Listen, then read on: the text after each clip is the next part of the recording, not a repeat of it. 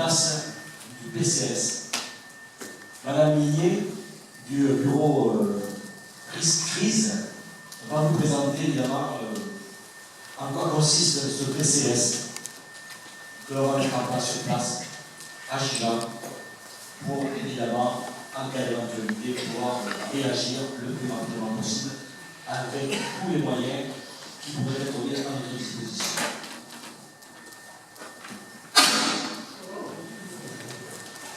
Merci beaucoup, monsieur le maire, pour cette petite introduction. Merci à tous d'être venus aussi nombreux. Je dois dire que dans une restitution PCS, c'est assez rare de voir autant de monde intéressé et ça fait très plaisir. Donc merci à tous d'être là. Donc l'objet de la réunion ce soir, ça va être de vous présenter tout le travail qu'on a fait ces derniers mois. Depuis le mois de juin, à peu près, on est sur le PCS et je vais vous présenter toute la procédure qui a suivi. Et à la fin, vous pourrez bien jeter un œil au document, voir un peu comment on est fait. Alors, si on peut m'afficher le sommaire, s'il vous plaît.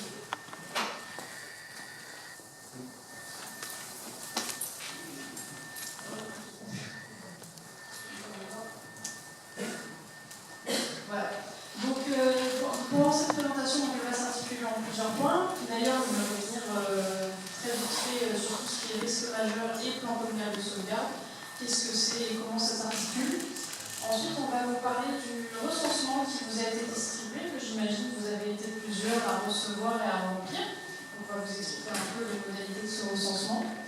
Je veux aussi vous parler de la réserve communale de sécurité civile. Vous avez été très nombreux à vous montrer intéressés pour l'intégrer. Donc, je vais vous montrer la démarche à suivre pour intégrer cette réserve et comment elle fonctionne. Ensuite, je vais vous présenter les documents.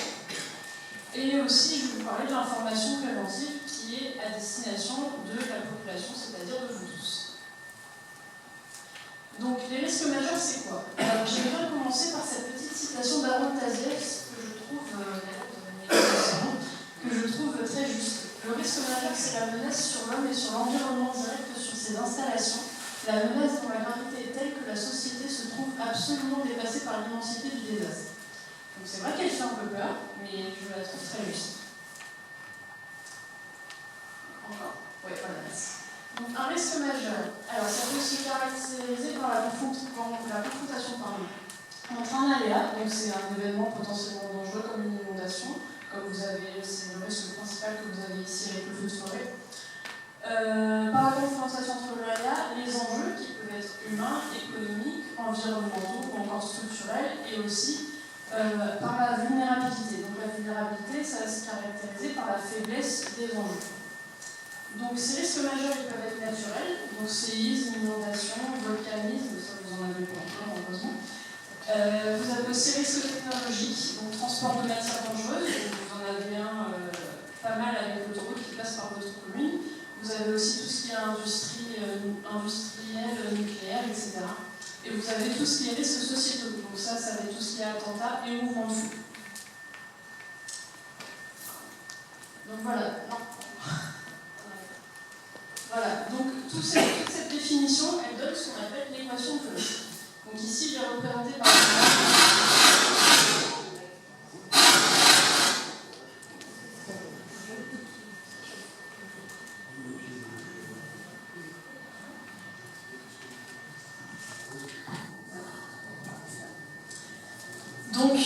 ici, l'équation de risque, elle se caractérise par l'aléa, qui est caractérisée ici par un mouvement de terrain. Vous avez sur la deuxième petite image les enjeux, qui sont des enjeux donc structurels, donc des habitations. Et vous avez la vulnérabilité, qui est l'incapacité de ces habitations à ne pas résister à un aléa glissement de terrain. Voilà. Donc ensuite, après avoir parlé un peu des risques majeurs, donc je vais vous parler du PCS. Donc le plan communal de sauvegarde, il a été institué par la loi de modernisation de sécurité civile en 2004. Et c'est un document qui permet aux maires de disposer des outils essentiels à la gestion de crise. Donc ce PCS, il est nécessaire et obligatoire pour toutes les communes soumises à un risque. Alors avant c'était, en ce moment encore, ça l'est encore, pour toutes les communes qui sont soumises à un PPA, un plan de prévention des risques. Mais cette législation, elle va bientôt changer, bientôt toutes les communes ayant un risque vont être obligées de faire un PCS. Et comme toutes les communes sont concernées par exemple par le risque attentat, et bien en fait, par définition, toutes les communes de France vont devoir faire un PCS. Donc ce PCS définit une cellule de crise qui s'active lorsque les indicateurs sont au rouge et il met en place une organisation communale qui regroupe les moyens humains et matériels. Donc pendant toute la procédure de ce PCS, donc, on a fait toute une organisation au niveau du plan de prévention des risques et au niveau aussi du PCC pour pouvoir avoir une organisation vraiment communale et pour savoir tout ce que tout le monde a à faire en cas de gestion de crise. Donc vous avez une équipe qui est bien définie avec leurs différents rôles qu'ils ont à jouer. Donc il faut bien savoir, et ça c'est très important, il faut bien savoir diviser tout ce qui est le secours et la sauvegarde. Alors c'est pas pour rien qu'on appelle ça un plan communal de sauvegarde. Il va vraiment s'articuler sur la sauvegarde de la population. Tout ce qui est secours, ça va être défini par les forces de l'ordre, la police, les pompiers, etc. Ici, il faut vraiment, le rôle du maire est vraiment d'avoir une sauvegarde de la population, donc de les informer sur les risques qu'il y a sur la commune, de les alerter si jamais ce risque se présente, de les accueillir dans des centres d'hébergement comme celui-ci par exemple, si jamais il y a besoin, et aussi de les soutenir dans cette épreuve. Il y a même besoin peut-être parfois de mettre en place une cellule psychologique ou quelque chose comme ça. Donc c'est vraiment une distinction qui est essentielle à faire. Donc à l'échelle de la commune, donc la gestion de crise à l'échelle communale doit regrouper différents acteurs privés et publics sous la même égide. Donc les acteurs publics et privés sont sous cette égide-là avec le plan communal de sauvegarde, ce qui forme vraiment le bouclier de la gestion de crise et qui permet vraiment de mettre en place une organisation communale la plus optimale possible.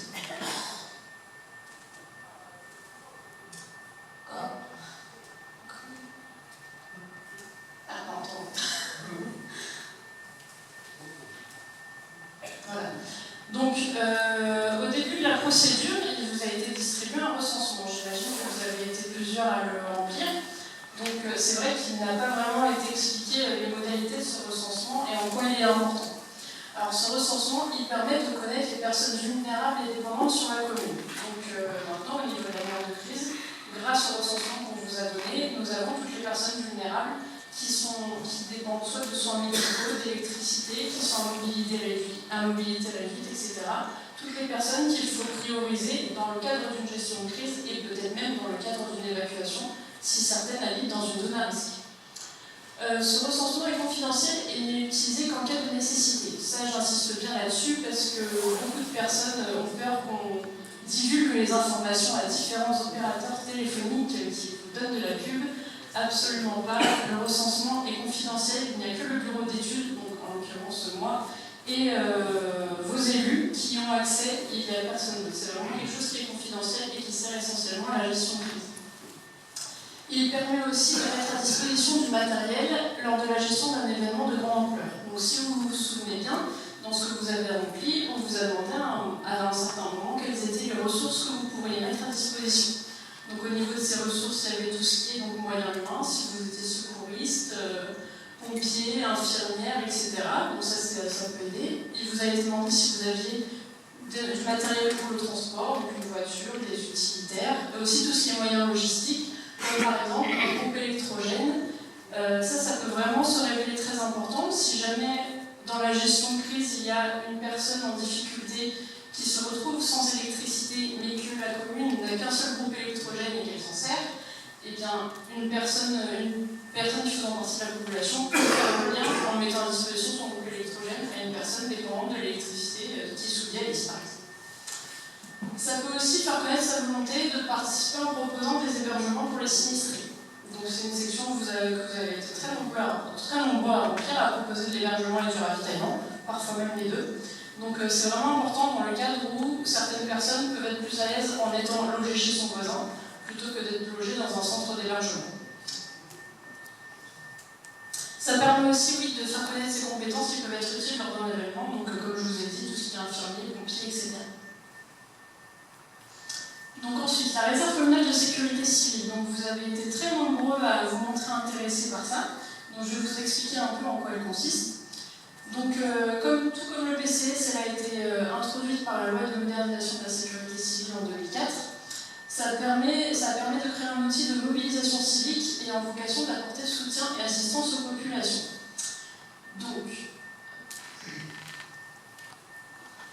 Donc l'objectif de la réserve communale, c'est d'aider déjà la cellule de crise qui est en action, d'aider les secouristes et les pompiers donc en cas de catastrophe naturelle, donc c'est ce qui nous intéresse ici. Ça peut être aussi le cas lors d'accidents industriels ou d'autres événements importants. Alors il faut savoir qu'il n'y a pas besoin d'avoir de qualification pour accéder à la réserve communale. Vous pouvez vraiment être de tout âge et de tout métier pour pouvoir y accéder, il n'y a vraiment aucun prérequis. Donc, pour ceux d'entre vous qui sont intéressés, parce que, alors j'insiste là-dessus, c'est pas parce que dans le recensement vous avez mis que vous voulez faire partie de la réserve que vous en faites partie. La réserve communale de sécurité civile, c'est quelque chose qui est réglementé. Du coup, vous devez aller en mairie et signer un contrat avec le maire pour pouvoir faire partie de la réserve communale. Donc, après, est-ce que ceux qui vous contactez ou vous qui venez vers eux, ça vous allez voir ensemble. Donc, comme je ne sais pas de formation particulière, vous n'avez pas besoin de devenir d'un corps de métier comme secouriste, etc. pour en faire partie. Il n'y a pas de souci là-dessus. Mais c'est bien de faire des séances d'information ou des formations de temps en temps, ou même de participer aux exercices de crise si vous pouvez. Ça peut être très formateur et ça peut vraiment aider à mettre en place la réserve communale s'il y a besoin un jour. Donc ensuite, je vais vous présenter les documents. Donc, ils se présentent sous forme de classeurs. Donc, je vous laisserai venir les feuilleter dans 5 minutes. Donc, les avantages de ces classeurs, c'est qu'ils sont intuitifs, pratiques et complets. C'est pas parce que c'est pas un document épais de 200 pages qu'il n'y a pas tout, il y a vraiment toutes les informations essentielles. Ça permet une harmonisation facilitée des documents. Les classeurs, franchement, c'est vraiment très facile à suivre. Et ils sont faits de telle façon à ce que la gestion de crise soit la plus optimale et la plus rapide possible.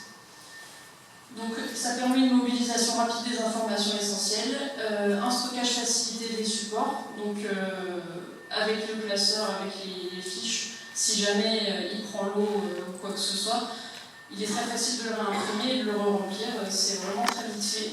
Et vous avez vraiment une vision globale, alors pas que du risque d'inondation, des risques en général, on n'a pas traité de risque d'inondation sur ce BTCS, et des enjeux menacés grâce aux cartographies opérationnelles qui sont juste ici.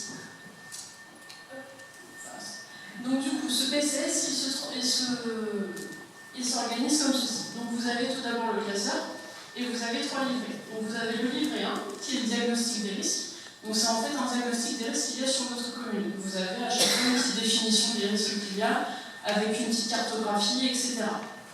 Ensuite, le livret 2 correspond aux fiches actions. Donc ce livret 2, il est directement lié au classeur, où vous avez les actions qui sont répertoriées, et en fait le livret 2 correspond aux détails de ces actions effectuées, si elles sont trop compliquées à faire ou s'il y a besoin de plus de détails. Et vous avez le livret 3, l'annuaire de crise et la liste des moyens, qui est sans doute une des parties les plus importantes du PCS, qui rassemble tous les moyens, qu'ils soient de la commune ou alors de la population, vraiment dans un livret, tous les moyens mis à disposition, toutes les ressources, etc. Donc tout ce qui a fait le recensement, qui a été dépouillé, analysé, tout est dans cet annuaire-là. Voilà. Alors maintenant, on passe à l'information préventive pour la population. Donc dans la procédure du PCS, il est obligatoire de fournir le DICRIM, le document d'information communale sur les risques majeurs. Donc ça c'est vraiment un livret qui est ici, vous pouvez venir le consulter, vraiment à disposition de la population. Donc il sera disponible sur le site de la mairie, vous pourrez venir le consulter en mairie. C'est vraiment quelque chose qui recense tous les risques qu'il y a sur votre commune avec les différents gestes à avoir, les réflexes à adapter, etc. Et les numéros d'urgence. Vous aurez aussi avec, qui vous distribueront certainement dans les boîtes lettres un petit flyer avec tout ce qui est numéro d'urgence et que faire en cas de crise. Voilà. Donc ça, le flyer, je vous en ai parlé. Et ensuite, vous avez le PFMS, donc le plan familial de mise en sûreté. Donc ça, c'est ce document-là. Donc qui est vraiment en fait à destination des familles et des familles qui ont des enfants. Donc c'est vraiment quelque chose avec des gros logos pour pouvoir expliquer aux enfants de quelle façon ils peuvent être impactés et leur apprendre un peu dès le plus jeune âge à réagir correctement face à une crise. Voilà. Hop. Donc toute cette procédure-là s'est finalisée à la fin par un exercice de crise qui s'est très bien passé et qui a été très bien réussi. Donc vous inquiétez pas, si jamais il y a une crise, vos élus seront en mesure de vous protéger sans problème.